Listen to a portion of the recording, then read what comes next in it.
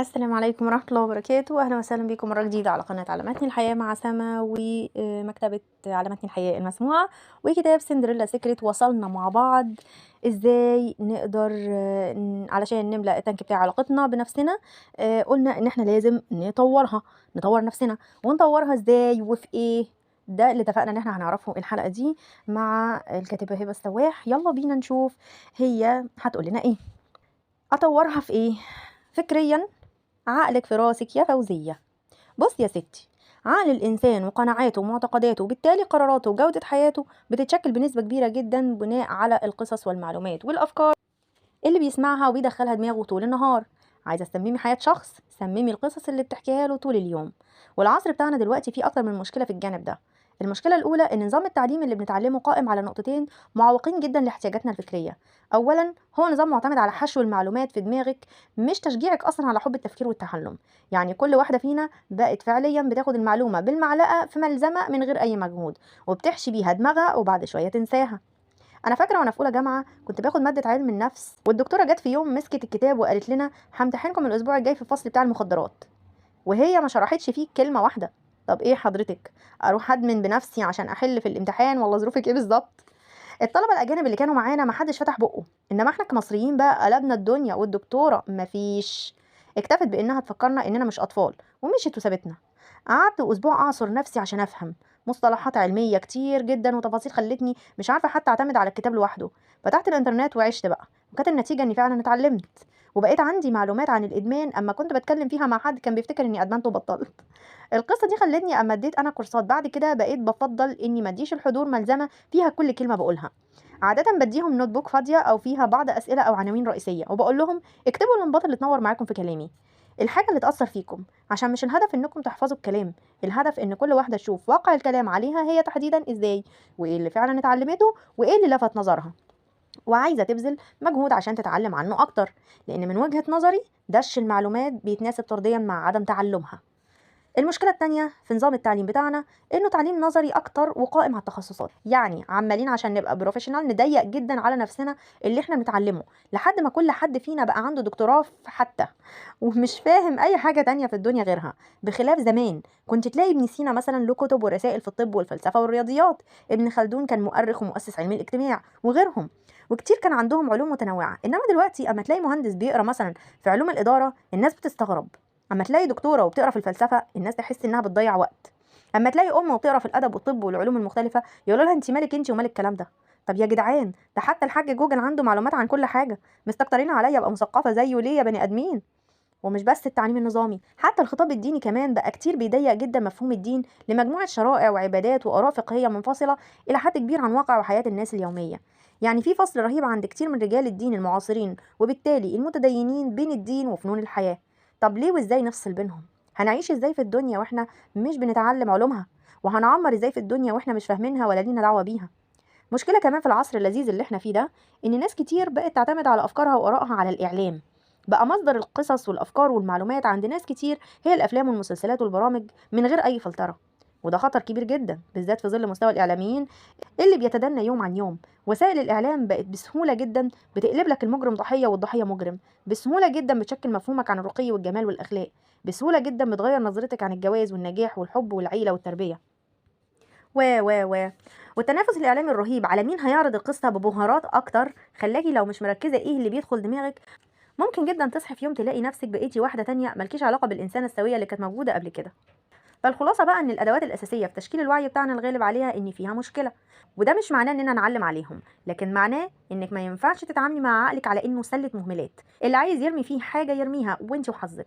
لازم تبقي متحكمه في تشكيل وعيك، تختاري تقري ايه وتسمعي ايه وتصدقي انهي معلومه وتصاحبي مين حتى، وهكذا.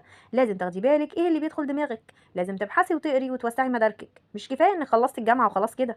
احضري كورسات، اسمعي محاضرات، خلي ليكي علاقات مع ناس ناجحه وملهمه وعندها وعي وناقشيهم.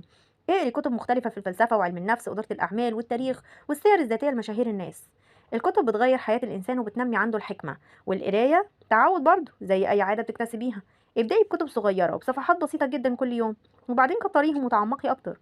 ولو عايزة تعودي نفسك فعلا على القراية ما تشيليش الكتاب من شنطتك، خليه دايما معاكي. لقيتي نفسك في يوم مستنية عند الدكتور ولا في تمرين الولاد ولا حتى قدام السوبر ماركت، طلعي الكتاب واقري شوية، وخلي معاكي قلم تعلمي بيه على الحاجات اللي بتعجبك، ولو مش قادرة خالص خالص تقري، نزلي يا ستي كتب مسموع واسمعيها وانت سايقة ولا وانت بتطبخي. فكري تكملي دراسة او تعملي اي حاجة تطور فكرك. المهم ما تعتمديش على انك خلصتي جامعة ووقفتي على كده، والا هتلاقي مخك بيصدي مع الوقت. كده احنا قلنا شوية اقتراحات عشان نطور فوزية عقليا وفكريا. طب ممكن نطورها في ايه تاني؟ جسديا. غزلون يهبلون. لو انت كفوزية عايزة تطوري نفسك صحيا وجسديا، يبقى لازم تهتمي بمثلث الرعب: الاكل اللي بتاكليه، الرياضة اللي بتلعبيها، النوم اللي بتناميه. خلينا نبدأ بالاكل. لو انت شايفة الاكل وسيلة للراحة والتسلية والسعادة وبس، هتختاري اكل مختلف تماما عن لو بصل الاكل على انه مصدر للطاقة زي البترول كده بالظبط. ونفس الكلام لو انت بصل جسمك على انه ملوش قيمة، هتعامليه بطريقة مختلفة تماما عن اللي شايفة ان جسمها وصحتها دول قيمة في حياتها لازم تحافظ عليهم. كنت قريت مرة مثلا عن الموضوع ده، بيقول انك لو تملكي حصان سبق مثلا قيمته $1,000,000، عمرك ما هتاكليه كل يوم ماكدونالدز. ده انت هتختاري اكله بعناية رهيبة عشان يطلع منه شغل كويس. طب انت ايه قيمة صحتك بالنسبة لك؟ $1,000,000 ولا اكتر، ولا ملهاش قيمة اصلا؟ في ناس بتكتشف انها كان عندها جسم وصحة بعد ما يجيلها الضغط والسكر والقلب. جريدة الاندبندنت نشرت مقال في 2014 بيقول ان بلاد الشرق الاوسط معظم الستات فيها بيعانوا من مرض السمنة. وده مش محتاج الحقيقة خبر في جريدة. كتير من البنات بمجرد ما بتتجوز بتسيب نفسها لحد ما فجأة تلاقي قياس وزنها اتعكس. لو هي كانت 58 اول الجواز، بعد كام سنة بيقلب 85. والموضوع ده بيخلي البنت يجيلها اكتئاب وتقضي بقية حياتها في عيادات دكاترة الرجيم. والمشكلة كمان ان السمنة ما بقتش مقتصرة على الكبار بس، ده حتى الاطفال بقى منتشر بينهم السمنة المفرطة.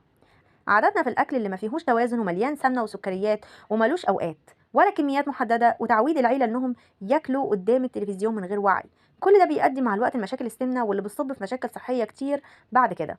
وحتى الرفيعين على فكره قليل منهم اللي بياكل اكل متوازن وصحته كويسه. فالمشكله الحقيقيه مش بس في كميه الاكل، ده في طريقه اختيار الاكل نفسه. وانا عامه مش اكتر واحده صحتها بومب، ولا بدعي اني دارسه تغذيه، ولا شايفه الصراحه ان الموضوع محتاج دكتور رجيم رهيب يقول لك خدي الدواء ده، ولا احرمي نفسك من الاكل بقيه حياتك. القصه كلها في رايي اننا يكون عندنا وعي واحنا بنختار اكلنا، وناكل بتوازن وادب. يعني يكون عندنا اخلاق واحنا بناكل. والحاجه اللي هتوقفك انك تقضي على صينيه البسبوسه بالقشطه لوحدك، انك تكوني عارفه لا ليه. فاكره اما اتكلمنا في الفصل الاول عن اهميه وقوه الليه في اختياراتنا؟ لا ما اكلش الاكل ده ليه؟ لا علشان انا مش هدفي اتبسط دلوقتي وخلاص، انا عيني على التوازن والبصمه اللي هسيبها، عيني على رحله حياتي اللي محتاجه اكون فيها خفيفه وقويه عشان اوصل. واكيد الصينيه دي مش هتساعدني. فاول حاجه في مثلث الرعب اننا ناكل اكل متوازن يدينا الصحه اللي محتاجينها عشان نحقق مراد ربنا مننا. طب ايه تاني؟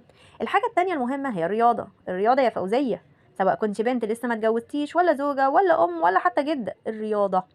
فاضيه، مشغوله، امراه عامله، امراه متفرغه، امراه متوحشه، الرياضه. تخينه، رفيعه، صحتك حلوه، صحتك وحشه، الرياضه. الرياضه عشان صحتك وعشان كمان نفسيتك، ومالكيش حجه. الرياضه بقت اشكال وانواع ومستويات، وبقت ماليه اليوتيوب، وما فاضلش غير انهم يخترعوا لنا رياضه نلعبها واحنا نايمين. مالكيش اي حجه، العبي ان شاء الله ربع ساعه رياضه في بيتك كل يوم. طيب سؤال: ناس كتير بتلعب رياضه بس عشان تخس. طب لو انا مش عايزه اخس، العب رياضه ليه؟ العاب رياضة عشان الرياضة بتظبط شكل جسمك وبتزود قوة عضلاتك. الرياضة بتزود طاقة المخ وبتقلل من احتمالية إصابته بأمراض زي الزهايمر اللي بقى منتشر جدا في عصرنا ده وفي سن مش كبير قوي ولا حاجة. الرياضة بتقلل من احتمالية إصابتك بهشاشة العظام اللي بقت كتير جدا وسط الستات. الرياضة حتى بتحسن العلاقة الحميمية مع جوزك، تخيلي. في بحث اتعمل في جامعة هارفارد بيقول إن 20 دقيقة رياضة في اليوم بتحسن الاستجابة الجنسية عند الستات. مش بس كده، دي بتزود رغبة الزوج في مراته لأنها بتعلي عند الست الطاقة والنشاط، وبتحسن مودها وروحها المعنوية. الرياضة كمان بتحسن الهضم والحرق، وبتقلل الشعور بالضغط والاكتئاب، وبتزود حتى الذكاء والإنتاجية. في دراسة نشرتها الكلية الأمريكية للطب الرياضي بتقول إن 65% من الموظفين اللي شاركوا في الدراسة قالوا إن قدرتهم على الإنتاجية وإدارة وقتهم زادت، وعلاقاتهم الاجتماعية بالناس اتحسنت أما كانوا بيلعبوا رياضة كل يوم. حتى امراض زي السرطان الرئه والقولون والثدي نسبه الاصابه بيهم بتقل عند الناس اللي مواظبه على الرياضه. انا مش عايزه اعمل لك فيها الدكتوره هبه واضرب النضاره واقول لك الاحصائيات والدراسات اوروبا والدول المتقدمه بتقول كذا وكذا، بس من الاخر كده عشان جوده حياتك تبقى احسن وشكلك يفضل جميل كده، العبي رياضه كل يوم يا فوزيه. طيب ظبطنا اكلنا وبدانا نواظب على الرياضه، تالت حاجه في الاهتمام بجسمنا وصحتنا هو النوم الكويس. في مصطلح اسمه النوم النظيف او sleep hygiene، بيستخدموه دكاتره النوم في العلاج السلوكي المعرفي او الCBT. وهو باختصار عبارة عن عادات وسلوكيات يومية بتقلل إحساسك بالأرق وقت النوم وبتطور من جودة نومك، ودي حاجة مهمة جدا لأن جودة نومك فعلا بتأثر على جودة تفكيرك ونفسيتك وتصرفاتك طول اليوم. أنا شخصيا وأنا بكتب الكتاب ده دخلت في حالة أرق غير طبيعية لمدة أسبوع بسبب ضغط حاجات كتير عليا أخلصها في مدة قصيرة. ما كنتش بنام فعليا، وكنت لو نمت ساعتين بالليل يبقى كأني في حرب شغالة جوه دماغي بتخليني أصحى بصداع وإرهاق رهيب الصبح. أما بدأت أطبق العادات بتاعة النوم النظيف ده الموضوع اتحسن كتير جدا. إيه هي العادات دي؟ واحد، حاولي تنامي وتصحي كل يوم في نفس الميعاد حتى في ايام الاجازه. ممكن تزودي او تقللي ساعه بالكتير لكن مش ازيد من كده. اتنين، نامي في ميعاد مناسب يخليكي تقدري تاخدي 7 ساعات نوم في الليله، لان ده متوسط احتياج الانسان من النوم. تلاتة، ما تدخليش السرير غير اما تبقي عايزه تنامي. أربعة، لو دخلتي السرير وفضلتي تحاولي تنامي لمده 20 دقيقه وما عرفتيش قومي. خمسة، حاولي تعملي حاجه تهديكي قبل النوم، خدي دش سخن، هدي النور، رشي ريحه لطيفه في الاوضه، ولعي شموع بس ابعدي عن الستاره بدل ما تولعي في البيت. ستة، ما تقليش الأكل قبل ما تنامي. سبعة، بلاش قهوة أو منبهات قبل النوم. تمانية، قللي السوائل قبل النوم. تسعة، العب رياضة يوميا. عشرة، رقم 10 دي من عندي، صفي قلبك وسامحي الناس وصالحي اللي زعلان منك قبل ما تنامي. هاتي بوسة يا فوزية وتصبحي على خير. الجزء اللي فات ده اتكلمنا عن ازاي نظبط نفسنا جسديا. الجزء اللي جاي هنتكلم عن النفس، يعني ازاي نظبط نفسنا نفسيا. النفس، اتجنن لو حتى يوم. ظبطي دماغك واهتميتي بصحتك، ندخل بقى على التقيل، نفسية البرنسيسة. زي ما قلنا قبل كده مهم جدا تبقي فاهمة نفسك ومدياها وقت وفي علاقة قوية بينك وبينها، وعشان تعملي كده بعد ما تبقي صالحتي نفسك محتاجة تبقي فاهمة ايه الحاجات اللي بتبسطك وتعملي منهم ولو حاجة واحدة مهما كانت بسيطة كل يوم. بحب ألون، بحب أرسم، بحب أقرأ، بحب أبحلق في السقف، بحب الخياطة، بحب الرقص، أي حاجة ولو 10 دقايق بس في اليوم. وده مش تضييع وقت ولا أنانية، دي حاجات زي شحن البطارية كده، طاقة بتخلينا نعرف نقوم بأدوارنا ونكمل رحلتنا في الحياة واحنا مبسوطين مش مضغوطين. استراحة في طريق السفر عشان تعرفي تكملي. اعملي لستة كده بالحاجات اللي عارفة انها بتبسطك او حتى كانت بتبسطك زمان، وكل ما تكتشفي حاجة جديدة زودي على الليستة. حاجة تانية مهمة جدا، شجعي فوزية تجرب حاجات جديدة، تخرج مرة في مكان محدش يعرفها فيه ولا هتروحوا تاني، وتجرب حاجة جديدة من غير ما تبقى خايفة ان حد يحكم عليها، تلبس بطريقة مختلفة، تتعلم حاجة جديدة، تتجنن لو حتى يوم، وهكذا. اما اتفقت قبل كده مع مجموعة البنات اللي بتحضر معايا الاسبوع الجاي كل واحدة تيجي مجربة حاجة جديدة، لقيت واحدة راحت جربت تدريب بوكسنج، والتانية جات لنا لابسة لبس باكستاني جميل، والتالتة راحت عملت مساج، والرابعة راحت حفلة بنات ما تعرفش اي حد فيهم، وغيرهم وغيرهم. كله ابدع. عايزه تعرفي انت مين؟ لازم تجربي حاجات جديده. التجارب دي بتخليكي تكتشفي نفسك اكتر وتعرفي عنها حاجات ما كنتيش تعرفيها قبل كده، وبتوسع كمان مداركك علاقاتك. جربي مثلا تدرسي حاجه نفسك فيها حتى لو ملهاش علاقه بالكارير بتاعك ومن غير تشتت ولا حاجه. انا شخصيا جربت فتره احضر كورس تصوير، وجربت اروح تمرين باتيناج، وجربت ادرس اسباني، وبحب اجرب حاجات كتير جدا في حياتي واخصص لها وقت جنب دوري كزوجه وام وجنب شغلي. ليه تجربي؟ عشان هو ده طريقك للإبداع ولاكتشاف البصمة بتاعتك. إزاي؟ حضرت مرة كورس لإليزابيث جالبرت صاحبة كتاب Eat Pray Love، وكانت بتتكلم عن الإبداع وبتقول إن في ناس متخيلة إن المبدع ده لازم يكون الفنان اللي بيرسم لوحة فظيعة أو الروائي اللي خياله واسع وبيكتب رواية تكسر الدنيا، إنما لو أنا مش بعرف لا أرسم ولا أكتب يبقى أنا عادي مش مبدع، والكلام ده غلط. الإنسان المبدع فعلا هو اللي بيختار إنه يتبع فضوله أكتر ما بيختار إنه يتبع مخاوفه. مش إحنا قلنا إن الحياة اختيارات؟ أما بتقفي في مفترق طرق في حياتك بتختاري الطريق الآمن وخلاص، اللي خوفك بيقولك عليه، بتختاري استفسايد طول الوقت، اللي نعرفه احسن من اللي ما نعرفوش، ولا عندك استعداد تاخدي شوية مخاطرة وتمشي ورا فضولك وتجربي حاجة جديدة. طب انا ليه استخدمت كلمة فضول؟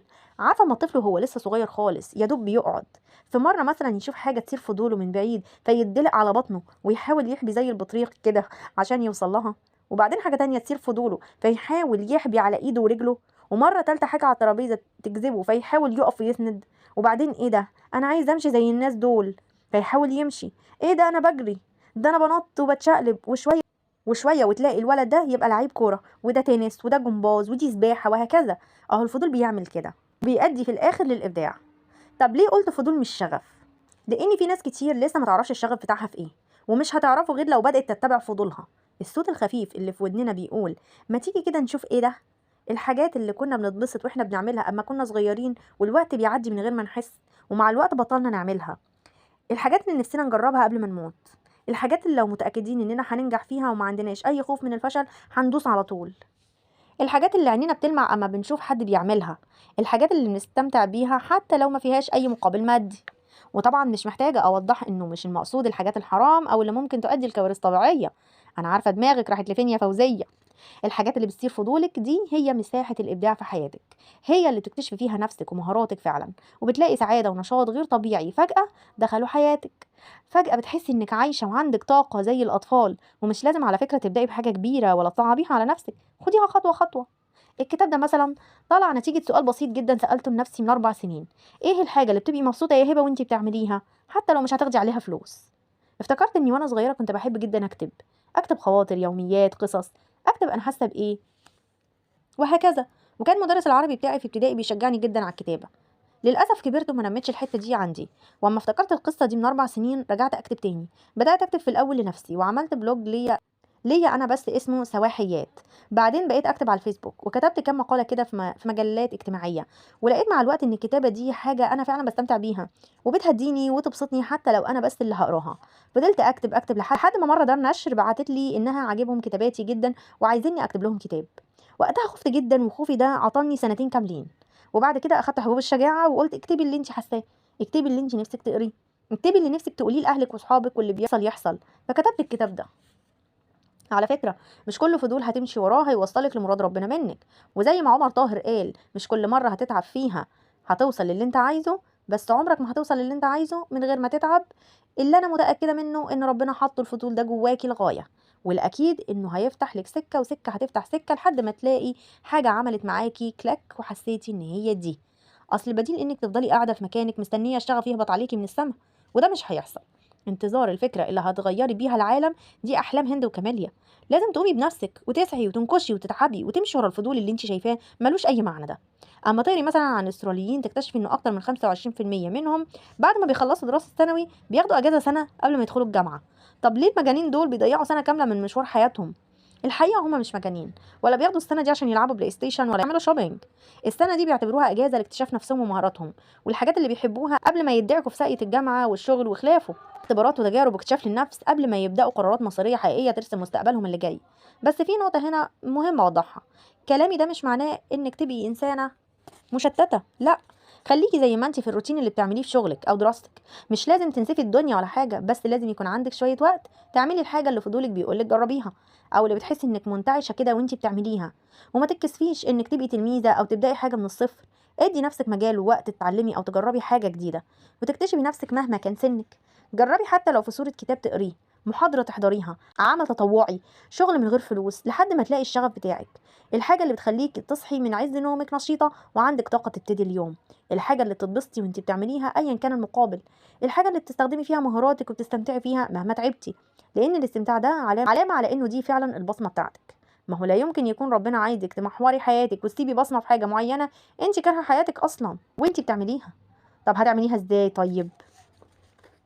دلوقتي اكتبي القرارات والخطوات اللي هتعمليها عشان تملي بيها التانك بتاع علاقتك بنفسك. هتطوريها ازاي؟ والكاتبة سايبه لنا مكان فاضي علشان نكتب هنعمل ايه في الناحية الفكرية والجسدية والنفسية. وبعد كده بتكمل آخر جزء وبتقول: كل اللي قلناه في الفصل الثالث والرابع كانوا أدوات عشان تحققي توازن بين كل تنكات حياتك. ابدأي دلوقتي املي تانك علاقتك بربنا وبأهلك وبأصحابك وبجوزك وبولادك وبنفسك، لحد ما نتكلم عن آخر تانك بتاع علاقتك بالمجتمع في الفصل الثامن. والتوازن ده مش كلام كتب ولا كلام سهل يتظبط في يومين. التوازن ده عادات كل يوم بتعودي نفسك عليها. ده تجهيزك للطريق، ده البنزين بتاع العربية والكاوتش المنفوخ والاستبن والزيت ومية الرادياتير اللي بنشيك عليهم واحنا مسافرين سفر طويل عشان العربية ما تقفش مننا. لو التوازن ده مش موجود، لو مش يوم بيوم مركزة انك تملي الاحتياجات المختلفة في حياتك، هتتعبي وهتتوهي وهتحسي ان الحياة ماشية بالزق وملهاش معنى. وعمرك ما هتعرفي تقومي بواجباتك ولا تدي لحد احتياجاته لو مش بتعرفي تدي لنفسك احتياجاتها. التوازن هو أول خطوة تخليكي تملي حياتك وتكتشفي نفسك ومهاراتك. والخطوة دي هتساعدك تعيشي سعيدة وتعرفي البصمة المميزة بتاعتك في الدنيا. ظبطتي التوازن؟ تعالي نرجع لسندريلا. هكتفي بالجزء دوت علشان حاسه ان الحلقه بقت دسمه وفيها حاجات كتيره محتاجه انها انا متاكده تتسمع مره تانية، ونبدا فعلا نكتب في الثلاث نقط اللي قلنا عليهم في تطوير النفس، عقليا وجسديا ونفسيا. لان انا بصراحه من رايي انه يعني بعد تنك علاقتنا بربنا سبحانه وتعالى، التنك ده اهم تنك في التنكات كلها. لان لما هنظبط علاقتنا بربنا وبعد كده او مع ده نبقى مهتمين ان احنا نملى التانك بتاع نفسنا ونظبط نفسنا ونطور نفسنا، التنكات التانية هتبقى سهله جدا معانا، وهيبقى سهل علينا ان احنا نقوم بادوارنا ويبقى عندنا كده ابداع وافكار ونشاط، ونبقى بنتحرك فعلا بشغف في حياتنا، مش بملل وارهاق وتعب، وكاننا بنأدي واجب مش عارفين حتى نأديه. فهوقف لحد هنا، مش هنكمل، وهديكم مساحه وفرصه ان انتوا تفكروا وتكتبوا وتشوفوا انتوا هتطوروا ايه او هتعملوا ايه مع نفسكم. والحلقه الجايه هتكون حلقه مشوقه جدا وهتعجب جدا الستات والبنات بالذات. الفصل اللي جاي بعنوان انا حره.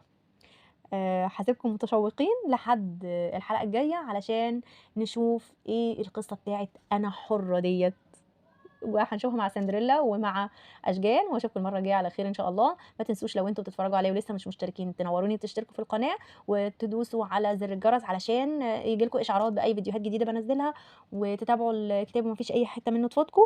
ويا ريت تنشروا كمان الفيديوهات زي ما اتفقنا بين احبابكم واصحابكم وكل اللي تعرفوهم، علشان لو الكتاب ده ممكن يساعد اي حد يكون في ميزان حسناتنا جميعا ان شاء الله. وبستنى تعليقاتكم واسئلتكم اللي برد عليها كلها وبتسعدني. واشوفكم الفيديو الجاي على خير ان شاء الله. مع السلامه.